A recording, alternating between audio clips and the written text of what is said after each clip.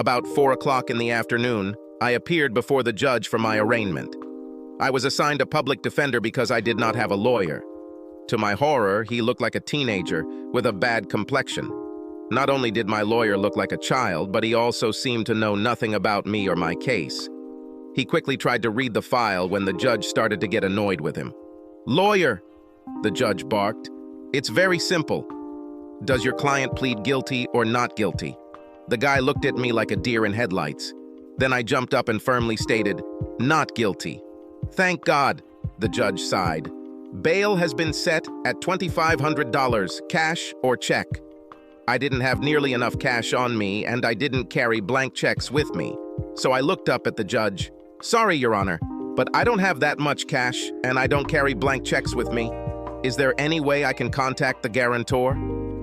"My secretary will help you with this, and she will let you know when the trial date is set," he said. But before he could name the next case, I heard a voice behind me. "I'll post bail for him." I turned around to see Kimberly waving a checkbook. I was stunned to see her in the courtroom and very touched that she cared enough to come and help me. "I'll give you your money back as soon as I can get to the ATM, I assured Kimberly. "I'm not worried about it," she said softly, looking at my swollen hand. "Hurts badly?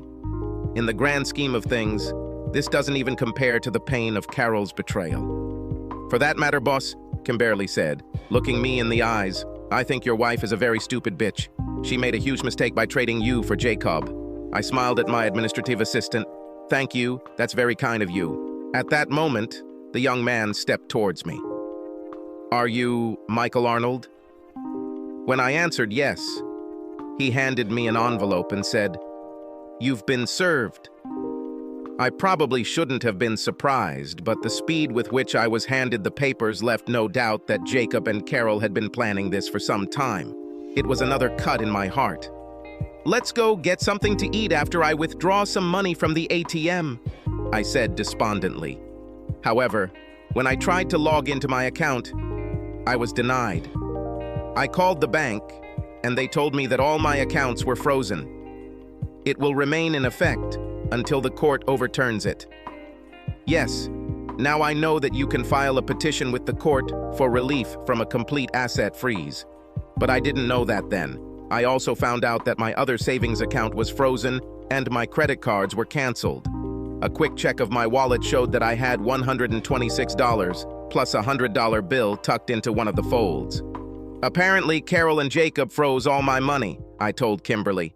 "I don't know exactly what I should do, but at least I can buy you dinner." "No, don't buy it," Kimberly protested. "You come to my apartment and I'll cook dinner for us." I had to admit that I liked Kimberly's suggestion. It didn't make sense for me to spend what little money I had on lunches. We stopped at Zaba, picked up my car, and I followed Kimberly to her apartment. I couldn't believe how helpful this woman was to me. After all, she was just a work colleague. I was going to pay her back every cent and more as soon as I got my finances sorted out. At dinner, I felt really bad. Not only that, but 2 of my fingers hurt like hell. I put ice on them as soon as I got to Kimberly, but they still hurt. After watching me writhe in pain, Kimberly finally pulled out a packet of Percocet she'd bought for a root canal. I took 1 tablet, and after half an hour, the pain subsided significantly. However, I was not in good company. "They really did a trick on me," I complained. "I'm completely spoiled, taped up and tattooed. Now I can't even think about revenge on Jacob or Carol because it will come back to me like a boomerang. But someday, I'll pay these 2 bastards back in full." "Mr. Arnold," Kimberly said softly. "Please, call me Michael," I insisted. "I'm not your boss anymore. Besides, what you did for me today makes you a very good friend." Kimberly smiled and continued. "Michael, my mother cheated on my father and left him for another man. I had to live with her, and I hated every minute of it. Her lover was just as much of an asshole as Jacob. He never married my mother, but they lived together for 10 years until he found someone younger to run away with. My father was embittered and tried to take revenge on my mother for many years. He was imprisoned several times and eventually died a broken man. Don't waste your life trying to get revenge.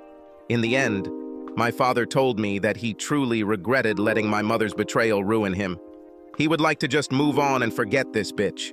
Today, my mother lives alone in a nursing home where she has breathing problems due to years of smoking. I visit her once a week, although I still don't like her very much. And every week, I have to listen to her lament about what a mistake she made by leaving my father, so please don't waste your life seeking revenge. I told her she was probably right. However, at that moment, I had no intention of letting those sneaky bastards off the hook. The anger was still bubbling under the surface, and I wanted my pound of flesh. After helping put away the dishes, I told Kimberly that I had to go and find a cheap motel.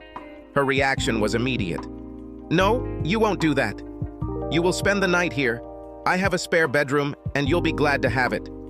"Kimberly, you were the only ray of sunshine in the hole that became my life. I can't force myself on you anymore." "First of all, this is not an imposition," she insisted. "Secondly, if you sleep here, I can go to work tomorrow and find out what's going on." Again, Kimberly made a lot more sense than I did, so I accepted her invitation. Around mid-morning the next day, Kimberly called me to tell me that I had indeed been fired. She then told me to turn on her computer and type out an email instructing HR to send my latest check to her address. Shirley, the head of human resources, was not sure that the company was obligated to pay for my vacation and sick leave, but she believed that this still needed to be indicated in the letter. "But after all, the courts froze all my money," I pointed out. Shirley told me the court order only applies to bank accounts. "So write the letter as quickly as possible before Jacob or Carol realize what you're doing." After doing as Kimberly suggested, I received a fax stating that in a couple of days, I would receive a check for $4,125.57. The fax also stated that they should check state law to determine if the company must pay vacation pay or sick leave. As it turns out, no. Nevertheless, getting almost $5,000 was a great success. When Kimberly got home, she told me that Jacob wasn't there that day, but Carol was, and she was mad at me for ruining her relationship with her boyfriend. For some reason, this amused both Kimberly and me. I decided to stay at Kimberly's until I received my check. During this time, I compiled a resume and began actively looking for work. Very quickly, I discovered that Jacob and Carol had blacklisted me. Since I worked in cybersecurity, no one would take a chance on me having a felony conviction. When the check arrived, I gave it to Kimberly and she deposited it into her account. I didn't want to risk opening a new account and have it frozen too. When I told Kimberly again that I wanted to get rid of her worries and rent my own apartment, she was upset. Kimberly pointed out that without a checking account, I probably wouldn't even be able to rent a doghouse. In addition, if they checked my credit rating now, it would most likely show my financial difficulties. "Listen, please stay here until you find a new job," she convinced me. "In the meantime, you can find a lawyer." In the end, I agreed. The lawyer I hired took on my case after I paid him a down payment of $2,000. However, it was money well spent because he immediately petitioned the court to allow me access to a reasonable amount of money from our checking and savings accounts. The court allowed me to spend an amount sufficient to provide a minimum lifestyle. This, of course, included my lawyer's fees. I had been living in Kimberly's apartment for 8 days and decided it was time to leave. So I found an apartment in her complex and paid the required deposit for it. That Saturday, Kimberly helped me buy minimal furniture for my new apartment. At the same time, I invited her to dinner, which I promised her. Kimberly wanted to go to the Olive Garden, which I also love. During dinner, I studied her carefully. She had an angelic face, but the extra 50 pounds she carried detracted from that beauty. And I could tell that Kimberly was very self-conscious about her weight.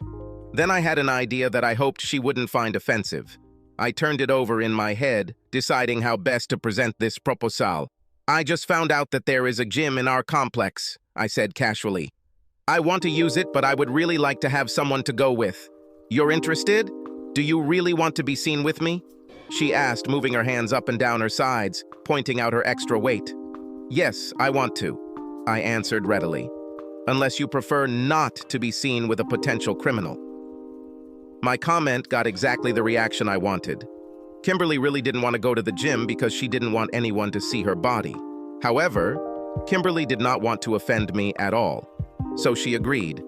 We made a schedule where we went 4 times a week at 6 in the morning because there was never anyone there. After the first week, Kimberly realized she didn't have to worry about being embarrassed and began to enjoy the sessions. I continued to look for work, but no one in the security software industry was interested in me. At least until a decision was made in my case. In a conversation with a lawyer, I found out that there was a high probability that I would be found guilty of assault. However, he was careful. He never told me what to say or lie. However, he told me that if I had gone into a blind rage because of my boss and wife's infidelity, that could be a mitigating factor. And if I cannot remember what actually happened, the court, of course, will have to take that into account. On the day of the trial, Kimberly took time off from work and came with me. I really appreciated this support. When my lawyer learned that Judge Parker would be the presiding judge, he convinced me to request a closed court hearing. In this case, the judge makes the decision, not the jury. My lawyer explained that this would make the judge happy, and besides, Judge Parker hates cheaters. The prosecutor presented 3 witnesses to the alleged attack. They talked about what they saw and heard. My lawyer cross-examined them, forcing them to admit that they did not see the fight start or hear me threaten Jacob. They couldn't even say categorically that Mr. Sanders didn't throw the first punch. Jacob was then called to the stand where he told his story. Naturally, Jacob went into detail about what was described as an unprovoked attack. Jacob categorically claimed that he did not throw a single blow, and then listed the injuries he received. My lawyer asked him a question about his relationship with my wife. Jacob lied and said they were just friends. When asked about the child my wife was carrying, he told the judge that, as far as he knew, it was mine. When Jacob left the podium, he grinned at me as he returned to his seat. I was the only witness the lawyer called for my defense, and all he did was ask me to describe what happened that day leading up to the alleged attack and what I remember about the incident. I told her how my wife had surprised me this morning by telling me she was divorcing me so she could marry my boss. I was especially shocked when my wife told me that the child I thought was my own was actually Jacob's. I explained that she was the love of my life, but she threw me away like an old pair of shoes. I then told the judge that I remember seeing Jacob at the door and him smirking at me. After that, I lied and said I didn't remember anything until I was at my desk throwing things into a box. The prosecutor tried to confuse me with my memories. He kept trying to revise the chronology of events. The truth was that I was so furious that morning that I had no idea of the time. And the more he questioned me and tried to get me to indicate specific times and actions, the more obvious it became that I did not remember anything. He then asked me if I really thought the court would believe that I had no memory of the attack. I told him that on the way to work I had a headache and saw flashes of light, which was actually true. I repeated that all I remember was Jacob smirking at me. He then asked me if I knew for sure that the child my wife was carrying was Jacob's. I told him that all I could tell him was what my wife said. Carol was not in court because no one bothered to subpoena her. My lawyer told me that he thought my wife would be a wild card that he didn't want to touch. I believe the prosecutor felt the same way. After my speech, the judge retired to his chambers to consider the verdict, but returned 10 minutes later. "It is clear to me," said Judge Parker, "that Mr. Arnold was betrayed in the most cowardly and shameful manner. I believe that this blow to his nervous system led to serious mental disorders. I believe that Mr. Arnold was temporarily insane, and therefore I find him not guilty." "It's outrageous," Jacob growled from his seat, causing Judge Parker to slam his gavel down hard, threatening to hold Jacob accountable for contempt of court. The sight of Jacob, his face red with anger, made me happy. Jacob's victory over me just took a small hit. However, I wanted to take revenge on him so badly. However, having just avoided jail time, I had to put any thoughts of revenge on hold for the foreseeable future. Besides, I had no idea how to hit them back. Outside the courtroom, Jacob was waiting for me. The thought came to me to try to push him to attack me. But I wasn't sure how this would turn out, so I just called the bailiff. "I shouldn't be closer than 150 meters from this man, but he's stopping me from leaving." The bailiff looked at Jacob and told him to move on. Jacob shouted over his shoulder, "This is not the end yet. I'm gonna sue you." This bothered me, so I asked my lawyer, "Yissy, can he sue me?" "Any person can sue anyone else," he smiled, "but his case is weak. But if you really want to pull the rug out from under him, don't accept anything other than an offer to pay for his medical expenses that weren't covered by insurance." I did so in a letter addressed to his office. Jacob did not respond or file a lawsuit. The evening after the trial, it had been just over 9 weeks since Carol dropped that bombshell on me. Although I was still seething with hatred, the victory in court lifted my spirits a little, and I decided to invite Kimberly to dinner. I also had some exciting news to share with her. Kimberly and I agreed to meet at a small Italian restaurant. That evening, she had to work a little later because things weren't going well in my old department. Nothing serious. They were just getting used to my absence. Anyway, when she arrived, she looked great. Kimberly was still overweight, but it was obvious that she had lost weight, and the dress she wore was very flattering. I stood up and kissed her on the cheek. "Wow, you look great. You've lost weight, haven't you?" Kimberly beamed. "Yes, I lost 15 pounds. Sorry, I didn't notice earlier, but you're wearing those oversized sweatshirts and sweatpants. Anyway, like I said, you look great." The restaurant was small and cozy. This was exactly the place that couples choose for a date. But I didn't think of it as a date. It was just a meeting between two close friends. "I asked you to have dinner with me today because I wanted to celebrate my victory in court, and I have news. I found a job." "This is wonderful," Kimberly rejoiced. "Who will you work for?" "Sable Security from Jacksonville, Florida," I answered. "I didn't know they had an office here," Kimberly said with concern. "No, I'll have to move to Jacksonville." And he was completely surprised when the light went out in Kimberly's eyes and tears began to roll down her cheeks. "Actually, I thought you'd be happy for me," I said, confused. "I'm glad you got a job," Kimberly said as the tears continued to flow. "But you'll be 600 miles away from me."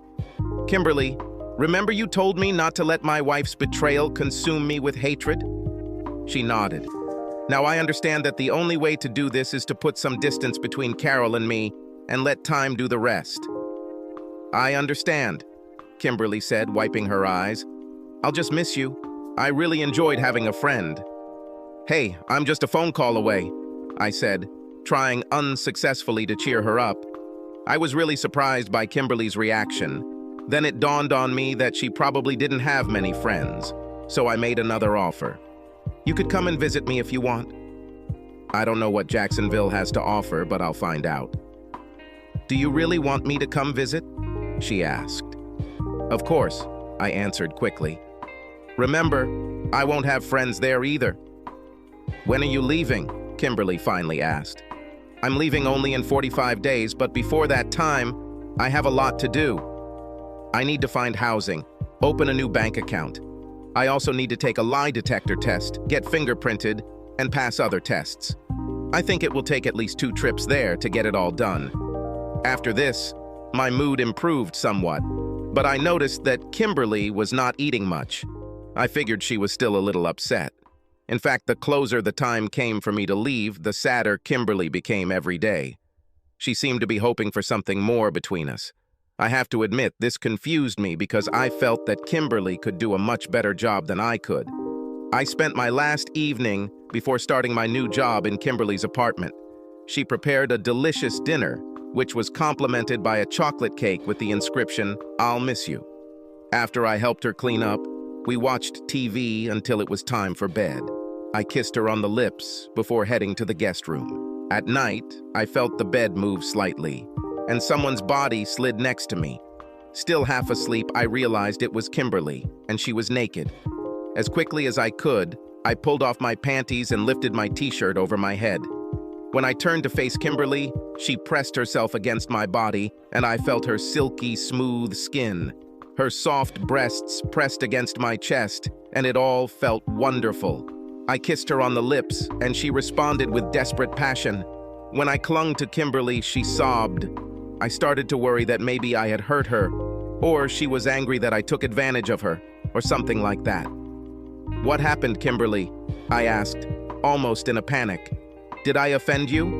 "No, I'm just so happy," Kimberly said, laying her head on my chest. "I've already had sex with 5 or 6 men, but this is the first time I've made love." "Thank you." We lay there for several long minutes before Kimberly slid off my bed. She took 2 steps towards the door and then came back to me. She leaned over and kissed me. "Will you sleep with me in my bed tonight?" I happily agreed, if only because my bed was completely wet. Besides, sleeping with Kimberly seemed like the perfect way to spend my last night in this city. After breakfast, I checked my car one last time to make sure I had everything. Then I turned to Kimberly and kissed her. She responded with perhaps the most passionate kiss I've ever received. Then, unfortunately, it was time for me to leave. As my car pulled away, I looked in the rearview mirror and saw Kimberly sitting on the side of the road. She buried her head in her hands and sobbed. I desperately didn't want to leave her, but I knew it was best this way. I still loved Carol and was therefore damaged goods, but it was even funny because I no longer thought about revenge. Just deep down, I had a deep sadness. Jacksonville was an interesting city, but I didn't get to see much of it. I threw myself into my new job.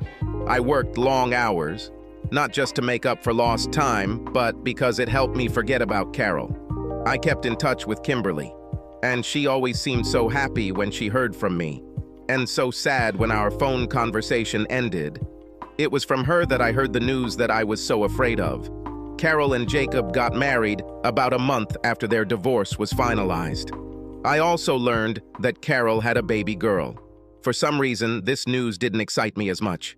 Perhaps I was beginning to overcome the resentment and humiliation. True, I no longer had sleepless nights. I also rarely woke up in the morning depressed because Carol wasn't there in bed next to me. In March, Kimberly came and spent 4 days with me. Since we hadn't seen each other for a while, we weren't sure about our relationship. We kinda danced around the issue of sex and didn't sleep together until the last 2 nights. It was almost as intense as that first time. Only this time, I had rubber bands on hand. About a year after that, I was told that I could hire an administrative assistant for my team. Sable Security was significantly larger than my old company. While Zaba had 1 team dedicated to cybersecurity, we had 6. And over this year, I went from being a simple member of 1 team to its leader. Since the decision about who to hire was mine, I immediately called Kimberly. I barely had time to explain the job to her before she said she wanted it. When I met Kimberly at the airport, my breath caught. As I expected, she was great. When she got out of the passenger compartment, I saw the men's heads shoot up, but all she wanted was to get to me. She threw herself into my arms and kissed me with such passion that my knees went weak. The plan was for Kimberly to stay with me until she found her own apartment. I thought it would only take a week, but the search lasted for weeks. There was something wrong with every apartment she looked at. I didn't complain, because Kimberly and I slept in the same bed. It's funny that during the 1.5 years that I lived in Jacksonville, I thought about Carol less and less. And when Kimberly appeared, I stopped thinking about her altogether. However, I knew that Kimberly would eventually move, and I was dreading that day. 5 weeks later, I asked Kimberly about her apartment situation and she started crying. I was completely dumbfounded. I knew I made her cry, but I didn't understand why. "I'm really sorry," I apologized. "Did I say something wrong? Do you want me to leave?" Kimberly asked timidly. "Hell no," I said decisively. "I would like you to stay forever, but I understand that one day you will want to leave. I need time to get ready. I would ask you to marry me, but you are too good for me." "No, that's not true," Kimberly protested. "I've loved you almost from the day I started working at Zaba. I would marry you in a heartbeat. This changed everything for us. That same day, we went ring shopping and started planning our wedding. Although I was afraid that Kimberly would eventually leave me for someone else, I was so in love with her that I had to take the risk." 6 months later, Kimberly and I got married. A year after that, Kimberly gave birth to a little boy whom we named Mikey Jr. 18 months after that, we had a girl named Charlotte. I moved up at Sable to lead all 8 cybersecurity teams. Yes, we have added 2 more. Kimberly, on the other hand, chose to stay home. Around Christmas, 3 years later, I was called into a meeting. At this meeting, I learned that Sable was planning to acquire Zaba security software. I was to be part of a team that would conduct due diligence before the acquisition was completed. During the years that Kimberly and I were married, Kimberly's mother died, and my parents retired. They moved to Jacksonville to be closer to their grandchildren and me. Taking them on as babysitters, I planned to use the week-long trip as a mini vacation. I also wanted to use Kimberly's skills as an administrative assistant to help me conduct my investigation. This way, I could take Kimberly to work with me every day, where she could see some of the people she worked with, and we could sneak away for long lunches together. During my week in Nashville, I learned 4 things. First, I learned that this facility was the only place Zaba did cybersecurity. Second, Jacob was promoted to Chief Operating Officer and Carol to Senior Project Manager. Third, despite my dislike of Jacob, I found him to be an excellent manager of the company. From my point of view, all his activities were first class. And the last thing I knew was that Zaba was having their Christmas party on Friday night and I had to go to it. Other than our team's initial introductions to Jacob, I had no contact with him. Also, during the entire week, I didn't see Carol once. However, everything changed at the Christmas party. Zaba rented a ballroom at the Hilton DoubleTree in downtown Nashville. It was festively decorated, tables lined the dance floor, and a group of 5 people sat in one of the corners. They played soft Christmas carols, soft background music, and, from time to time, played old songs. After dinner and speeches, dancing was to take place. There was also a bar open, much to everyone's delight, and he attracted more and more attention as more people arrived. Jacob, Carol, and some of Zaba's senior staff were there to greet the Sable team. I wasn't looking forward to it. I didn't know how I would react to having to face Jacob and Carol. However, my fears were in vain. Jacob, I already knew, looked about the same, and Carol, although looking a little older, was still good-looking. Strangely, I didn't feel anything when they came to greet us. "Mike, I'm glad you were able to join us tonight," Jacob said nervously. "I hope our past disagreements will not interfere with the acquisition." "Not from me," I assured him. "This is ancient history." "And who is this beauty?" Jacob smiled widely, taking Kimberly's hand. "This is my beloved wife, Kimberly," I said, kissing her on the cheek. Jacob's smile fell as he looked at Kimberly and then at me. Kimberly smirked at Jacob. "Don't you remember me, Jacob? I was Michael's administrative assistant when he worked at Zaba, but I changed my job and became Michael's wife. This was a huge promotion for me." Jacob's eyes narrowed even more, but he tried to smile again. However, she didn't seem sincere. "Of course, so much time has passed. Sorry I didn't recognize you." Jacob moved on, but his gaze continued to wander over Kimberly and me. Then Carol moved closer to me. "Michael, you look very good," she said, taking my hand. "And your wife is gorgeous." "I didn't know you got married." "We will be married for 7 years in March," Kimberly said with a smile, hugging my hand. "Both you and Jacob look good," I replied, and then asked, "How is your daughter doing?" Carol winced at first, but then smiled. "She's doing great. Tammy is in 2nd grade and her brother, Jacob Jr., is in kindergarten. Do you have children?" "2, Kimberly answered. "Mickey Jr. goes to kindergarten, and Charlotte is still at home with me. They are both doing well. Thank you for asking." After that, Carol moved on, and soon after, Kimberly and I walked away to find our table. The food was excellent and the speeches were fortunately short. Sable's CEO simply reassured everyone that no one's job was in jeopardy, at least for the next year, and that he was looking forward to the merger. When dinner was over, the music started, and Kimberly and I did a few laps around the stage. I think today's young people have missed the boat when it comes to dancing. Slow dancing with your loved one is such an intimate thing. It can connect 2 people in much the same way that sex can. One evening, I felt a tap on my shoulder.